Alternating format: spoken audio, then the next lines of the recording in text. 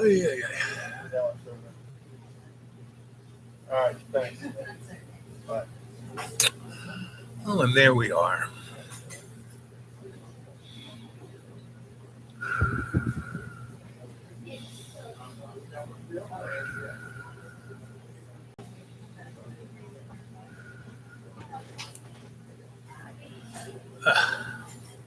See if this is working.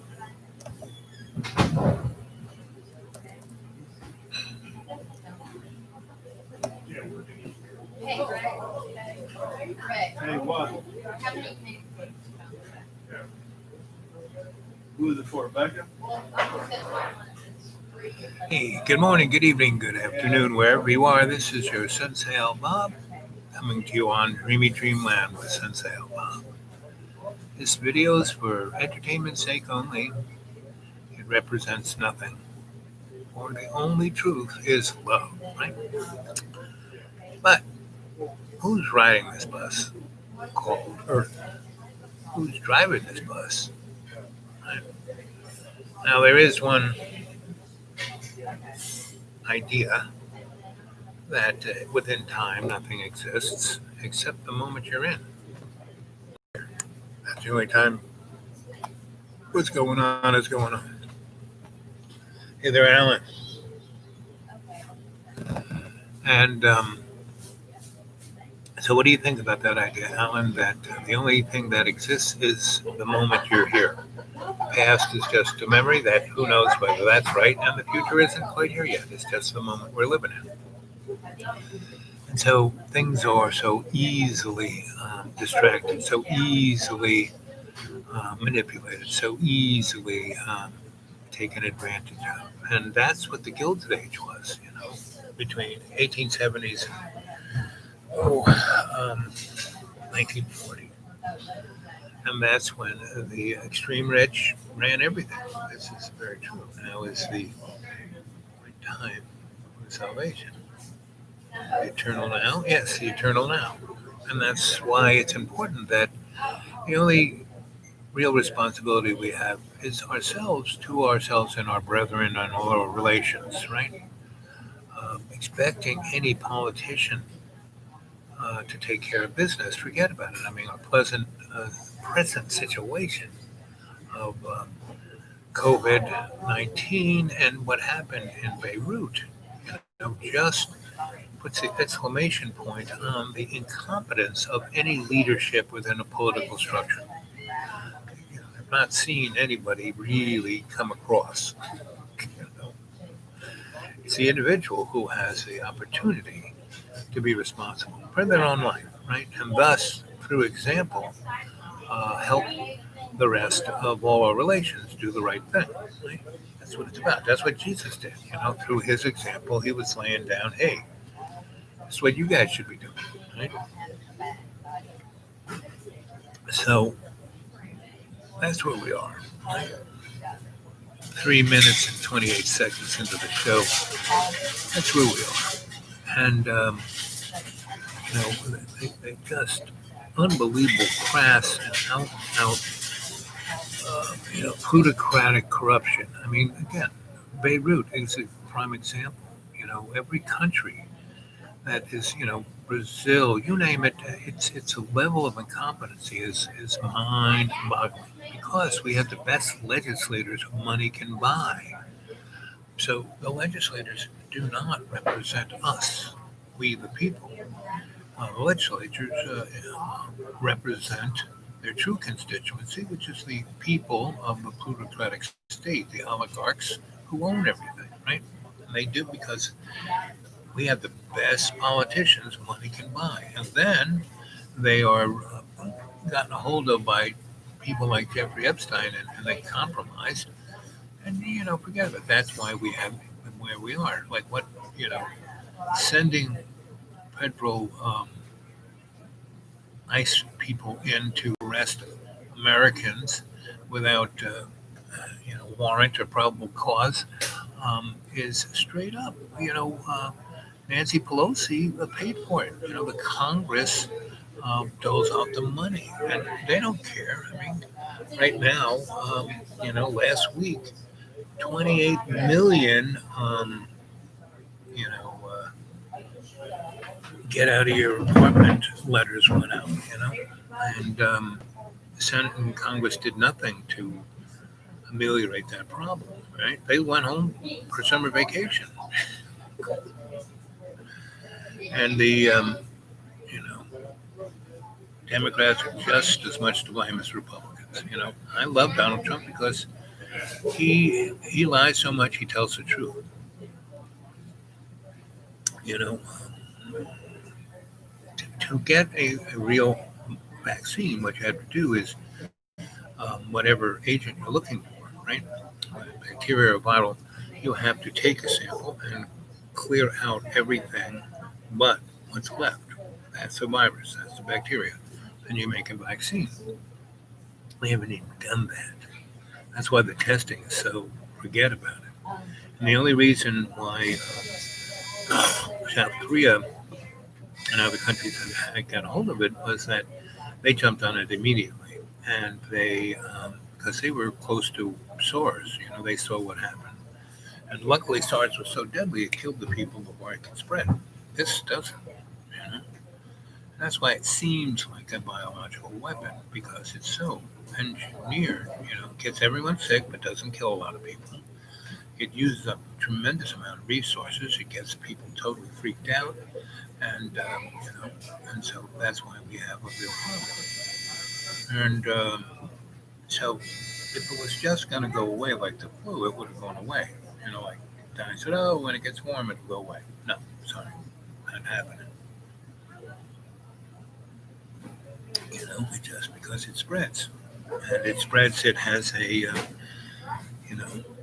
can have it and spread it for 14 days and not even know it, right? So that's why it seems like it's engineered. And it's queuing up to, and when the winter comes and doubles down with the flu, baby, And so, and bottom line, what got rid of the Gilded Age, 1870 to 1940, was Civil War, World War One, Spanish-American War, World War Two, and the Spanish flu, 1917. Those things got people so pissed off that they threw the bums out, right? And we had a very nice period of where we didn't just have Democrats and Republicans. We had the Labor Party, we had the Socialist Party, Communist Party, Workers' Party. We had about 8 parties that were relevant. I mean, that got senators, congressmen, governors, and state legislators voted in.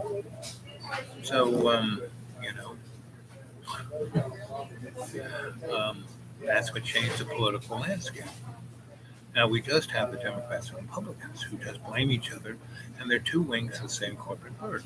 They go to all the same parties together behind closed doors. They're having a great time, and so that leaves it up to us. What are we going to do about it? What are we going to do about it? I ask you, all 2 of you there, what are we going to do about it? It's real obvious. And I was here, and on Saturday I did a live chat, and the thing that was, I'm sitting in a corner over here. I'm a good 20 feet from the closest person, and some guy was over in the other corner being really loud, and going on and on about, all lives matter, right? And that's the dynamic in the sense of white fragility. When you're so racist, you don't know you're racist. And I could have said something, but I didn't. And so, because I, want to stay here, right?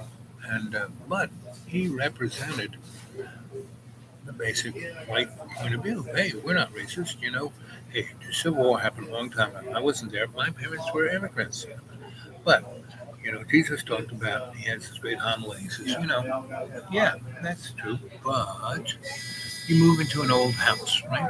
You didn't build that house, but once you move into it, you own it, you have the responsibility to upgrade it, fix it, make it better, or it's going to collapse around you. Jesus said that, go look at John.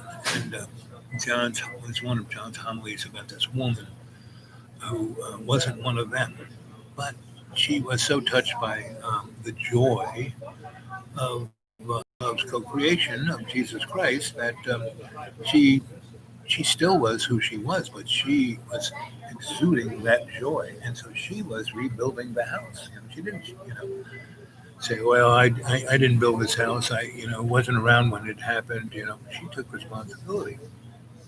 So that's kind of what we have to do, and not by rioting and burning things down. No, no, I can understand that, but um, it doesn't do any good. Or, oh my Lord,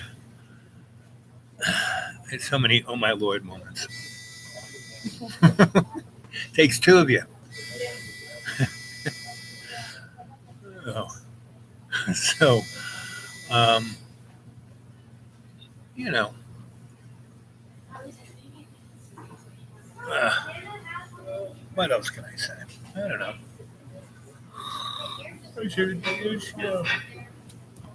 For me, right in the middle of nowhere, super social spacing, and I'm wearing my. It's just a part of my fashion statement. Anyway,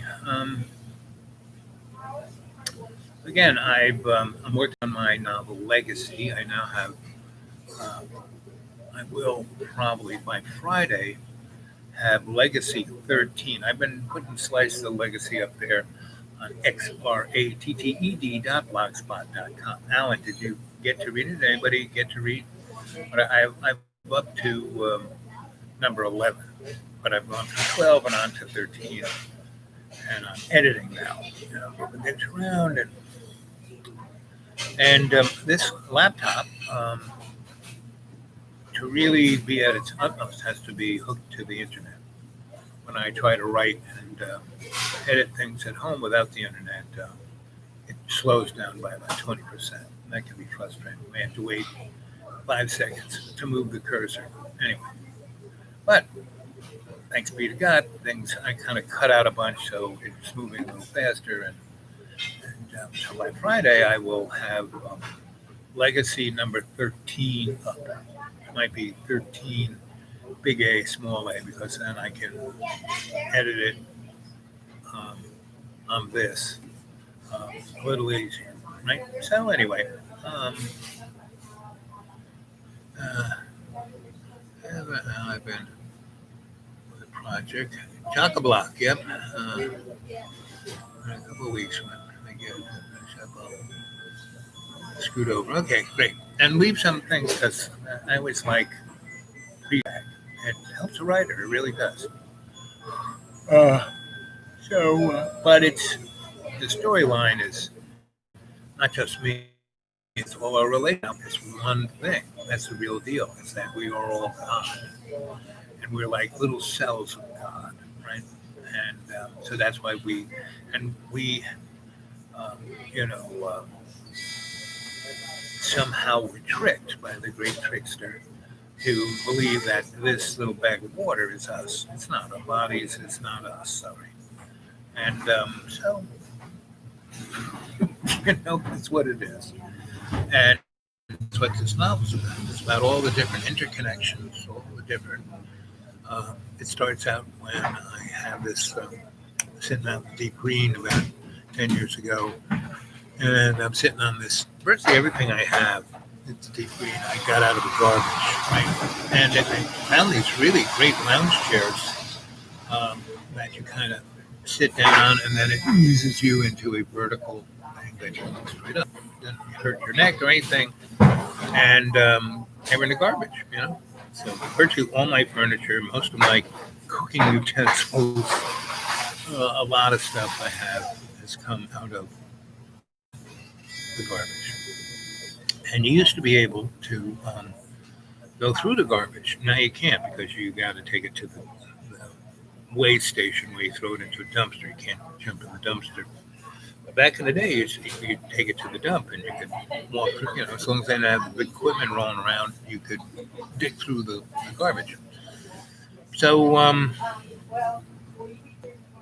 we are at an interesting time, but history has always been interesting. There isn't a time in history, this is that one moment, that has been interesting, right? It hasn't been similar to what's going on all the time, same as it ever was, right? So my story is 2185. This date keeps rolling up, rolling up, rolling up, rolling up, rolling up. And as you know, about a year ago, I started counting down. It's a window of opportunity. We got 40 months.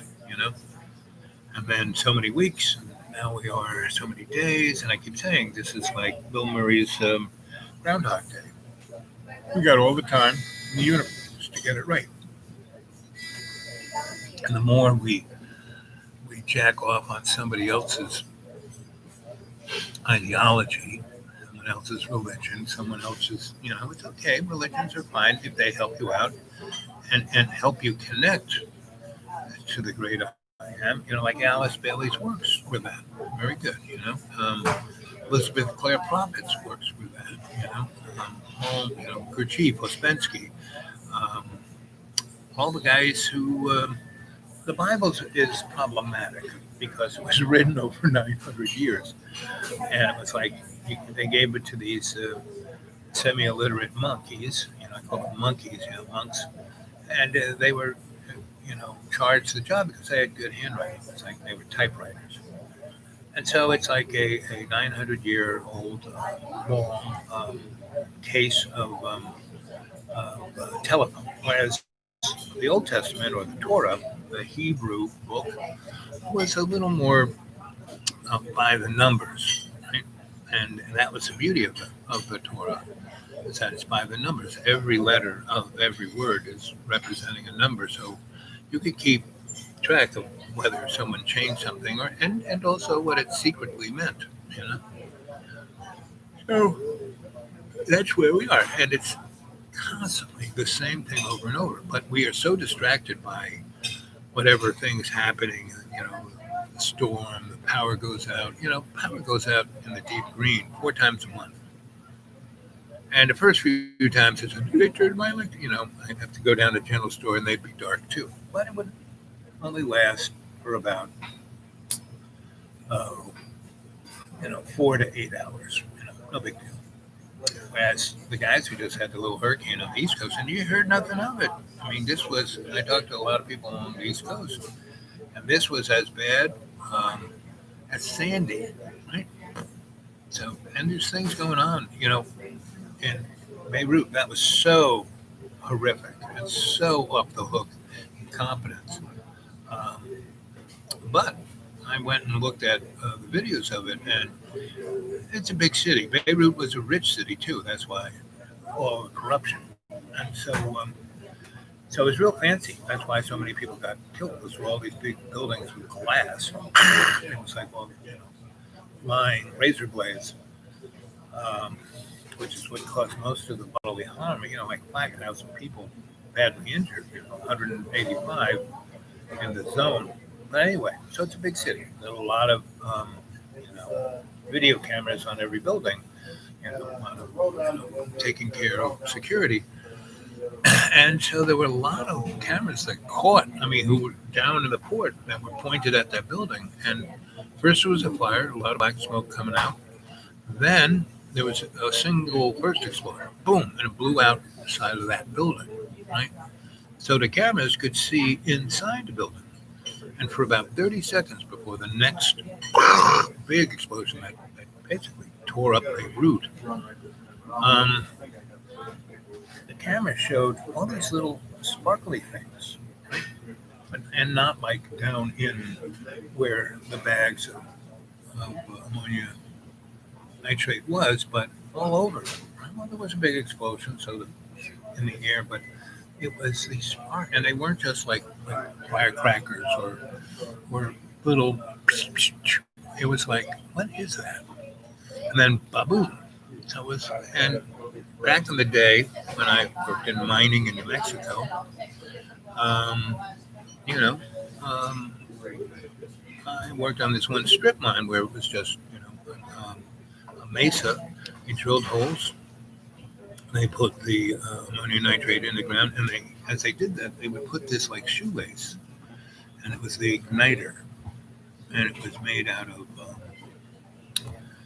of that material that burns really hot. So it's kind of magnesium, aluminum, a few other things. And once it gets going, it's like really hot, which then kind of expands the pressure on the ammonium hydrate, heats it up, and then it detonates. And so something of that nature occurred. What it was, who knows? So anyway, that explosion in Beirut was almost to the minute of 75 years ago that we dropped the first atomic bomb on Hiroshima that Tuesday. It was the 75th anniversary, right? And in the next 5 days, um, there were 17 other explosions of a large size, not as big as Beirut, but other places, and they all produced mushroom clouds that could be seen 10, 15 miles away. So, see, there's someone giving somebody the heads up. Hey, we're going to have a nuclear exchange soon, which would put the cherry on top of this 2020 crazy year so far, right? And it kind of, I would say, there's a good chance that Donnie is going to be elected by a landslide, you know. And he's doing everything, everyone's going to have mail-in ballots. He's got this guy destroying the postal service. The one thing that most people really give an A plus on is our postal service, and it was created by an act of Congress not to make a profit, just to serve the citizens of transporting the information, right? Because they had no phones, no faxes, no internet. They just had the mail. And so the Congress made the postal service, right? So Donnie put in one of the guys who gave him a lot of money, and that guy is destroying the postal service because he probably wants to have his own. He wants to buy it on the nickel and make a profit, and thus, having no one. And they see that's what Donnie does is he is destroying our governmental services, right? He's not changing the laws. He's not because he couldn't. He had to get it through Congress and the Senate. He can't. And so the only thing he's been getting through the Senate because of Moscow Mitch is he's been putting judges in, not just Supreme Court judges, but the next appellate, the next thing down, the appellate courts, and those guys make the majority of the decisions. And he's put in 360 or so guys, and about 40 of them don't even have a lawyer's license. I have nothing to, but they're being made judges, and that's for life. And these guys are all in their 40s and 50s, so they're going to be around a long time. And they're the ones who really decide on what America's going to look like. Congress passes a law, people sue, it gets taught to the court. The appellate court says, "Oh, this," And back in the day, I worked for corporate desperate lawyers for about 10 years. That's what nearly killed me. And it took me 8 years to get back to this. And I went to the doctor's yesterday, and my blood pressure was 130 over 140 or 70. It was really good. But it's like, oh, they're very good. I know the first number is 130. And my oxygen was 98%, and my temperature was right on, and I lost 5 pounds since I was last um, weighed on the doctor's digital thing. So I'm at 227, nicking it down there. I've gone from 480 to 227 in 8 years. Not bad. So that's why I'm alive, right? But working for so I had all these clients, and one of why me got hired and paid really well. So I was a really spot on negotiator, with 80 or so projects I had over 10 years. I never failed. And the other thing I did, I made things better, meaning I fixed not just the situation, but it didn't crop up again. Everyone became kumbaya and worked well together, right? I got people to play nice in the corporate sandbox, right? Well, I died. I 6 years was couldn't do anything, and then I got good enough where I said, I could do this again, and I won't fall into the second trap of hedonism. And I only, instead of working 11 to 20 times a year, I'll do like six. So I took out my little black book, called up my clientele, and basically said, "Oh, wow, you're still alive. We thought you were dead. We heard you died." I said, "Well, I did. Played spaghetti in Miami, but I came back. I wasn't all the way dead. Like Magic Maxim said, it's only kind of dead, partially dead, almost dead, not all the way dead." So that was me, almost dead, and I came back, and I'm in pretty good health right now.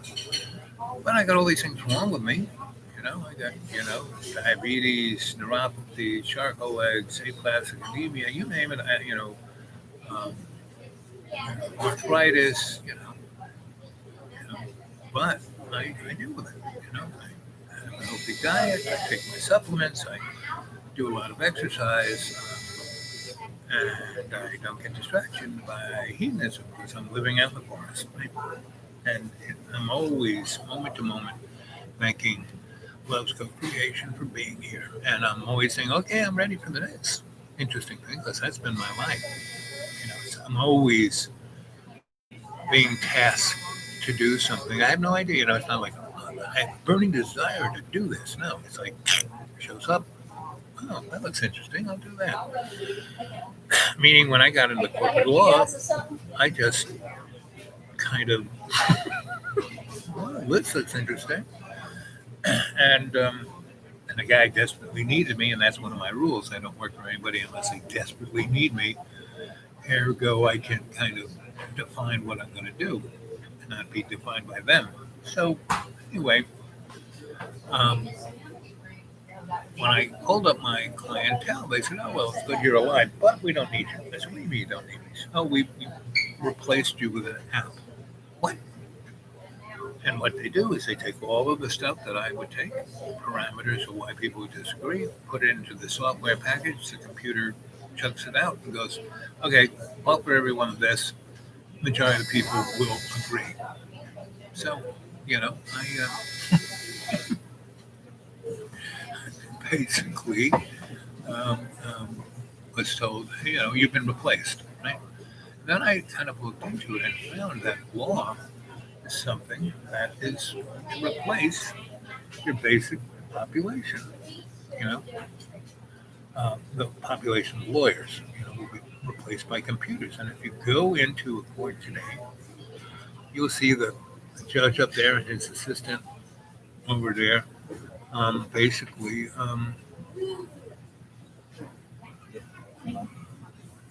basically looking at their computer, and the computer saying, choose from A, B, or C, and choose A, and that's law. Everybody who's going to school to become a lawyer, a doctor, engineer, anything that is repetitive that you can build a database on, the AI can learn. Medicine's going to be replaced, because all of those procedures are simple. You don't, whereas plumbing or carpentry, everything's different. That's not going to be replaced anytime soon by AI. But things that are repetitive, truck drivers, you know, I mean, they already got it down. They're just waiting to replace it. I would say this thing is going to cause a lot of people to be redundant. They're already fired, and they're waiting for the total chaos to come so they can put in another Patriot Act. And so, and there is a, let's see. Do, do, do.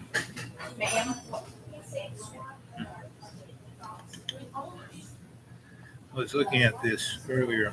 Mr. Crowhouse, in. Uh,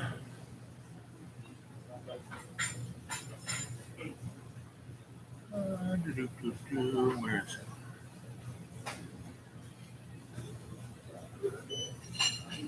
Here it is.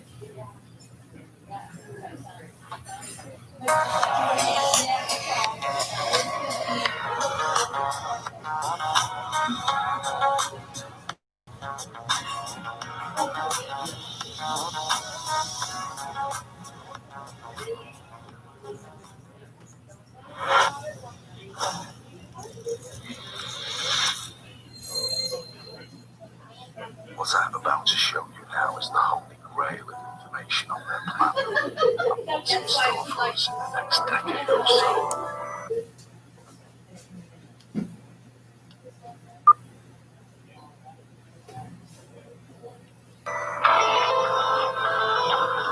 Start by going to the World Economic Forum website and search for strategic intelligence. You will need to sign up with your email to view all the information here. This is one of the most complex mapping systems I've ever seen. In the heart of it is COVID-19. Linked to it, categories showing how to deal with the pandemic. Let's start with the government response to COVID. Once you click on it, the tentacles are highlighted to link the subcategories of how COVID affects all aspects of life, from global governance to civic participation, justice, and law. But it doesn't end here. This is only the first layer. Once you click on one of the subcategories, it goes through another level. Here we have civic participation. Around it, responding to shifts in power and inventing new modes of governance. When you click on any one of these categories, in the side screen, you'll have a page that shows all publications related to this specific topic, as well as videos and other data. The type of articles in there is all approved propaganda, and we have started to hear it in the media already. Topics like how will coronavirus reshape democracy and governance globally? How can digital ID and payments improve state capacity? QA on conspiracy theorists, and my absolute favourite, social media companies are taking steps to stamp down on corona misinformation, but they could do more. The list is endless. There are at least over 200 layers to this map, and you cannot imagine how far and deep the topics get. Things like 5G, aging, how to change young people's outlook on aging, and how to systemically change values and culture. Other topics include vaccinations, tracking, microchips, and tracing. And there's a lot about agile governance and surveillance, and it starts getting darker when you dive in. AI, world government, and biotechnology.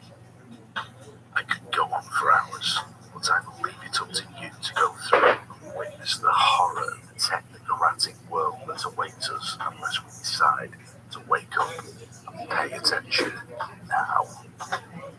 I think when we get to the point of house arrest, it's already too late. Censorship has become a real problem to our societies, and it's all around us. We are bombarded with a one-dimensional narrative that echoes on all media platforms. If you say it enough times, they won't. They give us the illusion of choice by creating all these different outlets with different logos and different charming faces. But it all leads up to the same people at the top. The internet until recently was the only space left for the truth to exist. But now this is being censored more aggressively than ever. And a new concept is created. Misinformation. We're taking a more proactive role in making sure that all of our partners and developers use our services for good. We're very focused on making sure that our recommendations and discovery services aren't highlighted. Yeah, you get the idea. And that's on Mr. Crowhouse's channel, which is a very good one. And I also saw that our sister Grace is about to have a child. Um,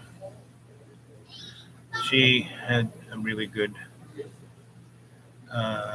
it's really graceful. That's her channel. Right? And the Crow House, Max Icon. Right? And Richie from Boston, another interesting one. And there's a lot of good information on YouTube. How long it's going to be there, who knows? Again, I would suggest that you go to my channel, Dreamy Dreamland with Sensei Al Bob, and go look at, I've got almost 1,200 shows up there, and they're all shamanic ceremonial energized, Just go thumb through them, see, just click on them. Oh, that's interesting. Go to the next one, go to the next one. Oh, look at that. And I would, put down on thumb drive or DVD or CD or hard. Put these shows away. So when this goes away, you'll have them as a reference. And that's kind of what I am, a reference. And I keep watching other people's channel to reference on what's going on. And again, the canary in the coal mine is really, amazing, and his stuff. He's going on and on about Jesus. So he's got a big star on his shoulder. He doesn't even know why he has the big star. Well, first of all, in Roanoke, Virginia, that big star up there on top of the mountain overlooking the city. And why did that guy put that up there, He had a neon business. He didn't have to put it up there, but he did. And so it's because, he was part of the Chamber of Commerce and he wanted to bring, no, he was a Satanist. The big star that he put up there is the star of Satan, And so Canary has it tattooed on, and he has other Sitchins tattooed on his thing that he has no idea what they really mean.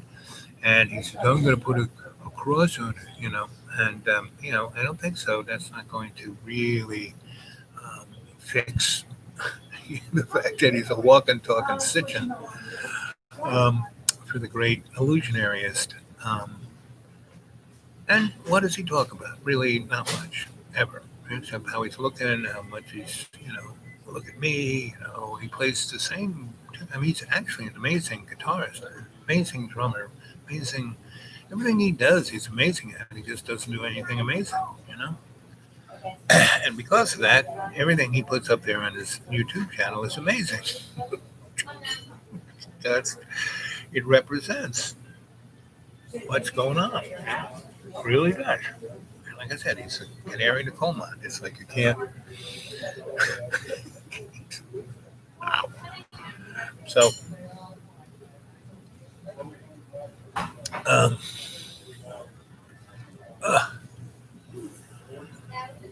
So you need to wake up. You need to realize you're just in the moment, and if you keep repeating the same thing over and over again, expecting different outcome, it's not going to be very much. So if you put yourself in service to love's co-creation, to an everyday and every way bring God's love's peace to the earth through your actions, well, that's a good thing, because you have no idea what you're going to bump into or how you're going to do it. But as long as you do it in service to love's co-creation, your God, the Godhead, you are just a cell of God. And that's why time is irrelevant. Time doesn't really exist. It's an illusion.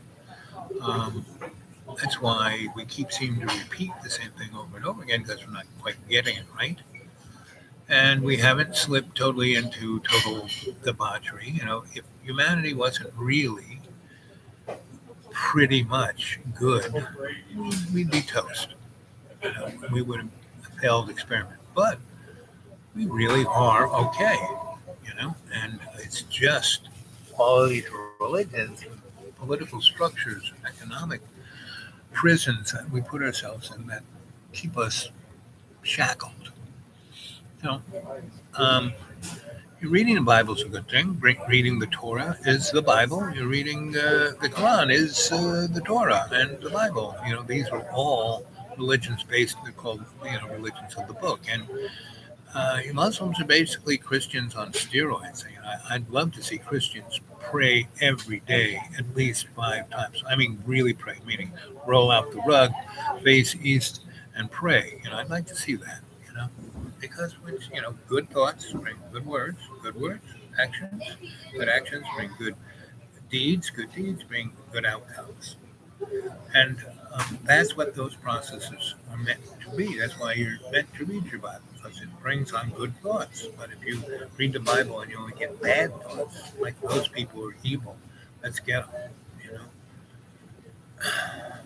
It's like guy was going on about how all lives matter. Um, and I was going to say, well, God made black people too.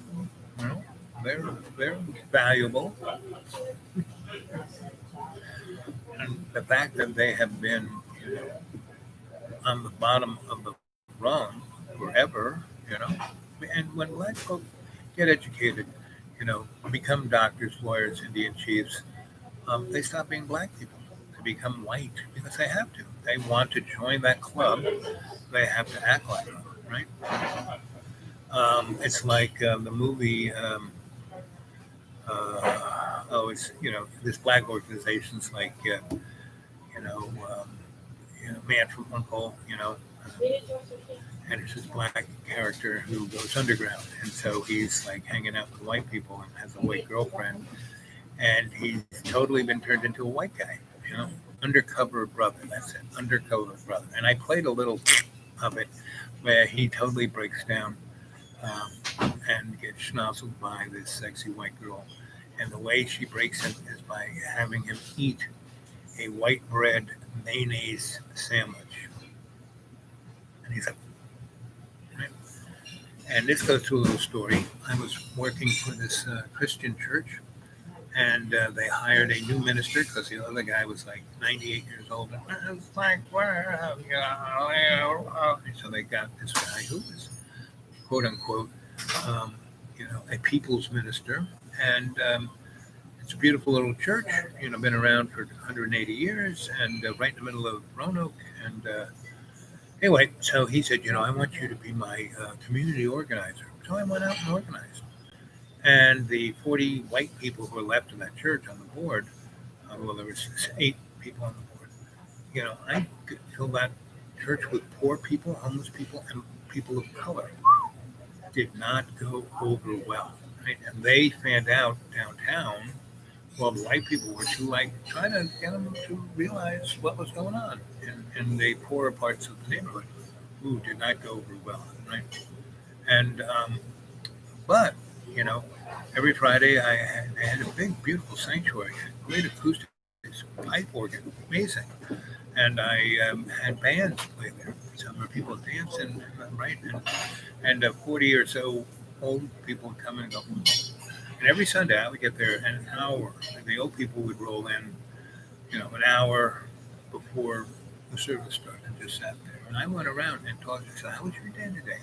And this guy.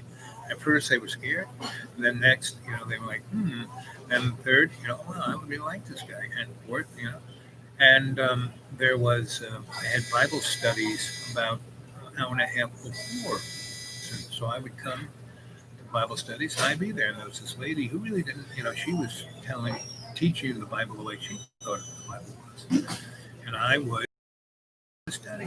What are we going to talk about next week? She would say it. I would look it up in my Bible and underline all the important things that I thought, and then so she would, go, and I said, "Well, what about verse such and such and da da da da?" And she would be, "What? Huh?" And I said, "Page 384, right there. John says, what about that?" And here, and she was always talking about end of times. She was going to be one of the people sucked up into Jello, and I was talking about all the other 99% of the Bible that talked about what life is about, right? And she'd be like that. And after a while, first she got really mad. She got really upset. I never, said you stupid or you're not doing it. Just, hey, this is Bible study. You're supposed to asking. You're the teacher. I'm asking you questions about it. Explain. You're embarrassing me. I said, well, maybe we get together and we talk about. I keep asking you what we're going to study, and I go back and study it. And I try to call you on the phone and say, hey, did you ever, maybe if we talked a little bit before class, we could be on the same page. And what do you think about? So then she did it. So I did all the homework for her, made her look like a star. And so the first 2 months, everyone loved me. And then I started the No Fear Cafe, so everybody could come to lunch. And I found these Jamaican women who made the most amazing food. They just wanted to have a restaurant. They had no money. They couldn't rent. They had no, credit. But this is a church, and as long as we made a donation, I would go around with a basket like a good basket person would and say, hey, donation time. And I'd go straight to the rich people and say, why don't you throw in 20, 40, 50, $100? And I would let the homeless people eat for free. And the white women got very upset with it. They should pay too. I said, they're homeless. They have no money. What does Jesus say about the poor? Well, they should pay.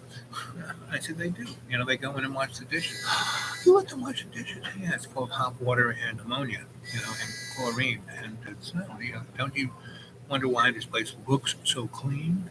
You used to do it and you can't even see the dirt. So I did more and more and more of that, and I made that church really spinning, right? And the pastor who got me to do this, he kind of took all the accolades for it. You're doing a great job. And then at a certain point, especially when more and more and more of the people on Sunday who came in were people of color, they were, the ladies were like, and no matter how much I kind of flattered them and cajoled them, they got rid of me, right? And basically within a month, the church was basically locked up. It's before even coronavirus. They stopped the No Fear Cafe. They stopped all the classes we were having. We were teaching people how to use a computer, how to read. We had a daycare center. We had a legal center for immigrants, and they closed it all down. And they were saying, "Oh, it's costing us money." Well, it wasn't. I wrote grants, and they were getting more money in than they ever have off the plate. But they showed their white fragility. Right? And when I started calling them on it that they were racist, they didn't like that. So, and I just stumbled in. John threw me out of the school in the middle of January. The coldest of the cold. And I was in my car, and this guy I knew, knocked on the window and said, what are you doing? I said, well, I'm just trying to stay warm here in my car. He goes, well, I take you to lunch. I did. He said, I just got to church, and they want me to do this, this, and this. And I thought of no one better than you to be my outreach guy. I said, okay. I said, I have no place to stay. Well, you can stay in the church. Just do it down low. Don't, get out by 7 a.m., and I would, I would, and he would slip me a 20 every now and then because, you got any money? No. Well, here's a 20. And that worked great because there was this great little place like this in the middle of Roanoke called Ernie's. And it was 2 blocks from that church. And I would just walk down there, and they opened up at like 5. I'd walk down there, and they had pretty good Wi-Fi. And I would, stay there until 11 and then saunter, I would show up at 11, and everybody, the staff would all be there. And, they'd all been waiting for me to, so what do we do? Because most of the staff that this guy got, he got from Vista. These were all kids who had graduated college, had degrees, but were incompetent beyond belief. So Vista said, okay, you can join this and you can work for the community, and, it'll give you some experience to get a job. And so the church, the pastor himself got $300 a week for these guys. So he had 3. So he was getting 9. He himself, not the church, he himself was getting $900 from the federal government to, take care of these guys. And the church got a few dollars, and these people got paid through this stuff. And they were unbelievably competent. they were so OCD, so focused on the minutia, they totally lost vision of what everything was about. So my job, coming in at 11 a.m., was to be the psychotherapist of the staff. Get them kind of, you know, into doing something valuable, worthwhile. At least not harmful, right? And then I found this transsexual guy girl who was brilliant, beyond brilliant. And I got her in there, and she revamped their computers, revamped their everything, their organizational structure, wrote grants, did everything. I didn't have to do anything. But she was a guy in a dress who, just you had to really, she was a girl, but anyway, and he was a great musician. So he would go up and play that pipe. When something would frustrate him, instead of screaming, yelling, and jumping up and down, he would go play, some dirge up at the pipe organ, which was great because it would like rattle through the whole church, and he had this other keyboard that played the chimes. So within the first 3 months, I had this down, and it would not have happened unless John had thrown me out of the school. And I was living with the guy, Carol, right, in a part of town which was the wrong side of town. It used to be where all the rich guys lived, the top of the hill, Patterson, and where Campbell and Patterson came, all these big houses of the railroad executives, right? But these houses all kind of fell into disrepair, and then they were turned into single-room occupancies. And so this guy, and that's how I got him to be part of the job. Because the first day I was living in my car in the parking lot, and this guy, the minister, hired, can you be salary, but you can, this is right up your alley. So I did, and I ran with it because I knew it'd only be a limited time that they could stand, having their church be like Christ. At a certain point, it would be too much for them. They couldn't be that much like Christ. They couldn't be loving everyone. They couldn't be accepting everyone. They couldn't, the only thing they could do is be white, fragile, fragile white racists. And that's America, white, and the amazing thing about America is that the white male misogyny, patriarchal, those guys are off on themselves faster than any other group in America. Heart disease, alcoholism, liver disease, cancer, more people, more white males eat their gun than anybody else in America. The OxyContin, white males, so white men are wiping themselves, and they're not having kids, right? That we're at the lowest reproductive rate ever, right? And it's almost, prophetic, black folk and Hispanic folk. And that's why Donnie got in, because, the rapists, maybe some nice people, he was basically just talking about the demographics of America. And what's great about Donnie is he, it might have taken 50, 60, 100 years to get rid of this white male misogyny. But Donnie's getting rid of it in 4 years. Now, he's going to be reelected again because, in reality, he'd probably be a better president than Joe. Joe, look at that guy's record. He is white male misogynist through and through, right? And as corrupt as you get. He put more people in jail. He put them there for longer times, especially black folk. And for him to be able to say, if you don't vote for me, then you're not black. It's like, what? So here we are in a very interesting time, right? And it's all, and it's every second, every minute. And no, it's just here, now, moment. This is where you become a better person. And that's why I like Bill Murray as an actor, because he's a guy who always starts out as a, innocent fool, becomes a Richard Cranium, and then he becomes enlightened. He's the Buddha, of comedy, right? His film Scrooge, perfect. That last scene where he's like, he's got it, and if you feel this way, you want him. Meaning that's what love's co-creation. God is about. God wants us to share joy with us. Not misery, not suffering, not pestilence, but joy. And that's what I have pretty much every moment. Because I'm keeping my eye on the prize of joy. Born to hunt. What am I hunting for? Joy, and not just for me, but for everyone, for all my relations. And that's what this is about. That's what Dreamy Dreamland with Sensei Bob is about.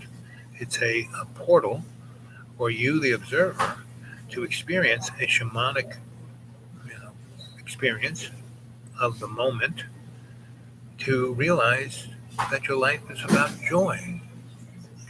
Nothing, not political wrangling, this life matter over that life matter. No, you know, and it's about joy, and that's what Martin Luther King was about. That's why he had to be. Anybody who's a lucky bastard who is, going through joy. I mean, they made Jack Kennedy president because he came from a scumbag family of criminals, oligarchs, and he had bing, and he was shooting for joy. Ask not what this government can do for you, what you can do, and because that is the joyful thing. Every time I've gotten involved in the community, the thing I've been most successful about is to get other people to take hold of their own lives and be joyful about it, whether they're homeless or millionaires, And that's my grandma's, 28 rules, and the one being live like a millionaire and not be one. That's what I am. I have a great life, I mean, people look up, but you're just camping outside, how can you survive? It's beautiful. I wake up to the birds, the physicalness that I have to do keeps me, and that's why I lost 4 pounds, or 3 pounds, or however many pounds, but I lost, it's why I'm, 100 and, 23 pounds, 27, somewhere in there, below 130, that's for sure. And, that's what it is. Joy, you can talk about,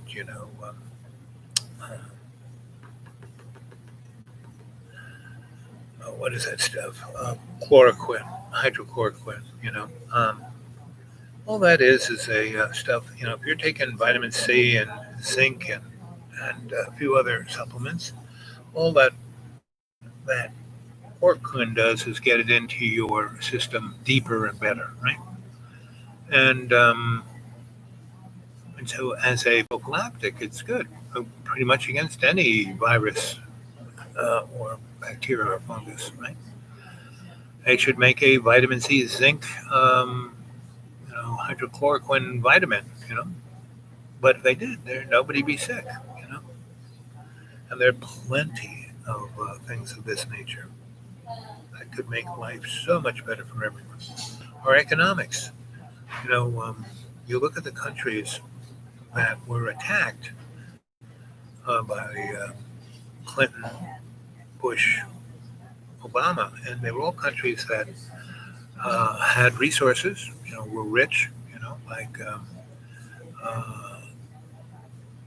Iraq, Syria.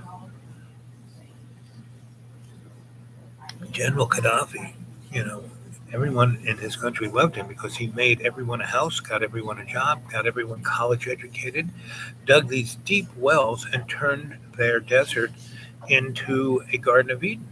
And the first things that the native oil plants pull up were these deep water wells that turn that country back into a desert. But the thing that they exported more wasn't oil, it was vegetables to Europe and Asia. So if you look a little deeper under the propaganda of what's going on, it's like, Beirut, for all its incompetence and irrelevance and blah, blah, blah, it's a rich city, rich people. But the people are suffering because of this hidden hand. And this hidden hand is a planetary agenda. I showed you that little clip from Mr. Crowhouse because you go read that. Spend some time. Like he says, it goes deeper, deeper, deeper, deeper. I went on and looked at it. It is, and to realize that this thing was started to be written in 1972. And that it came out of Albert Pike, who basically started the modern Illuminati in the 19th century. And he's all about banking. So come on, kids, give me some thumbs up. Let's at least have 3. Come on, you can do it. I know you can. Subscribe, thumbs up. Let's get my algorithm up there a little bit so more people watch this. Again, put it down, and to go to my xratted.blogspot.com and go read some of that stuff that I've written and bring it back to a live chat. I love to hear your comments on my writing, because I sit down at my keyboard and I think about stuff and then I edit it, cut it. I'm like James Joyce, who said he was always proud to be a cut and paste man. He would write these things in these little notebooks. Like I have my composition books. He would write them down and then he would cut them up and then paste them. And he didn't have a computer. I cut and paste the same way he does. I just do it digitally. And it sometimes feels it's as treacherous because when I'm taking a chunk and cutting it out, I have to keep my finger, if it's more than 3 lines, I'm there for a minute or 2 or 5 with my finger on the thing and it's going clip, clip, clip, clip, because this thing works great when it's hooked up to the cloud, but when it's on its own, it's slow as molasses. But that's okay. It gives me time to think. And that's my writing. I kind of go over and over. I'm a wordsmith. I kind of every word, because I learned to read the Hebrew Bible by the numbers. And I try to write the same way, right? So go take a look at my stuff and come back to the chat and talk to me about it. I'd love to do it, right? I enjoy telling a story because I'm a griot, that's part of my thing. And they are stream of conscious. There is no, I'm not scripted. There's nothing on the major media that's not scripted. There's nothing that's spontaneous, right? Anything that comes from the corporate world, it's going through a lot of people's hands. So anyway, it's now 11:54, almost noon. I'm going to sign off at 11:11 in about 10 minutes. So anybody, unless some more people come on, thank you. Whoever gave me that 1 thumbs up. How about 2 more? And so, again, go to xratted.blogspot.com. And if you want to, I live on a pretty meager $400 and something a month. So if you want to, go over to my PayPal, which is on my Gmail, which is dudeawake42 at Gmail, you could. No one's put anything in there for months, and it'd be nice. I could have a little more. I could afford to come and visit you more. Put on gas. Hey, Janie, there she is. Yep, hearts and flowers. So how you doing, Jane? What's shaking in your world?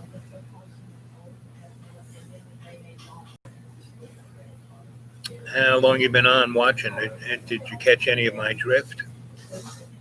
The plutocratic drift, the gilded age. We live in a gilded age.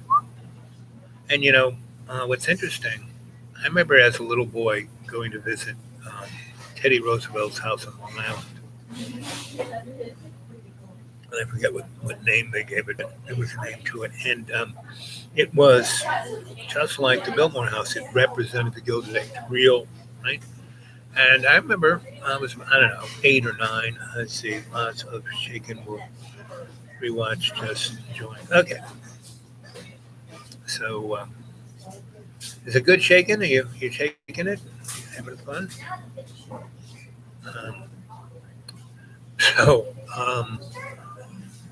So this house, Teddy Roosevelt's house, they had all these fireplaces that had no chimneys. And I looked in and I saw that they had these metal plates with a glass plate with a metal plate. and it was straight up a scalar device to make heat. This house was heated by a Tesla device. It had no wires, wasn't running off a current. It was sucking in energy and turning it straight into, sucking in energy off the ether and turning that. And I'm like in the fireplace, looking up and I'm like standing up in the fireplace. I'm a little peanut of a guy, and the tour has gone on, and then one of the other tour people come in and see me in the fireplace. So what are you doing in there? I said, notice this. Look at this. There is no chimney, and there's this metal plate here that obviously made the heat. It's like an electric heater, but there's no wires. And the lady said, "Oh, get out." And so that was my first realization that there were things going on in the past that we're not told about. So, um, uh, so it says lots of shaking. Well, we watch just join. Okay. And remember, Jane, you can get a hold of me and anyone else at the Dude Awake 42 at Gmail. The Dude Awake 42 at Gmail. And if you want to drop something in my PayPal, that would be duly appreciated. But I don't do this for that. I just asked because that would be nice. I do this because it's the only thing I got to do at the moment. I haven't been assigned something else. Something will come along.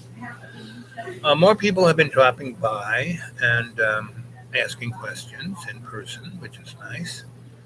And, I live outside. I really don't have to worry. I keep them 10 feet away. I give them a nice thrown out lawn chair and just going to support me. Yeah. It looks so dirty. Well, it works. Let me throw a blanket over and I throw a blanket. But that looks dirty too.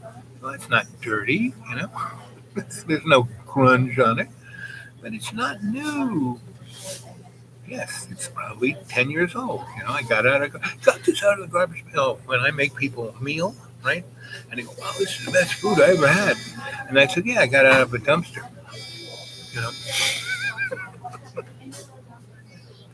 Hey, brother man.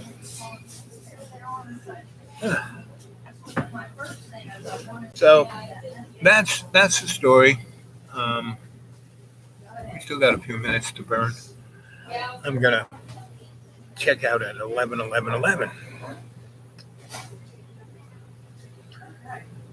Or 1:11:11:11 this morning.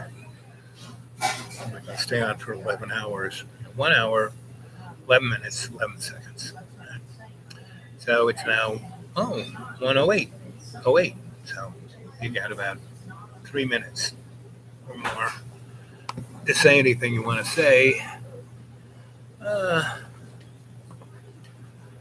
And maybe put up a few more thumbs up. And go look at my xratted.blogspot. And the novel I'm working on is Legend. I think you might find it interesting. I'd love some response to it. So I'll talk to you later.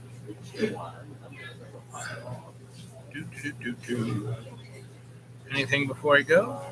How about some thumbs up? Nothing?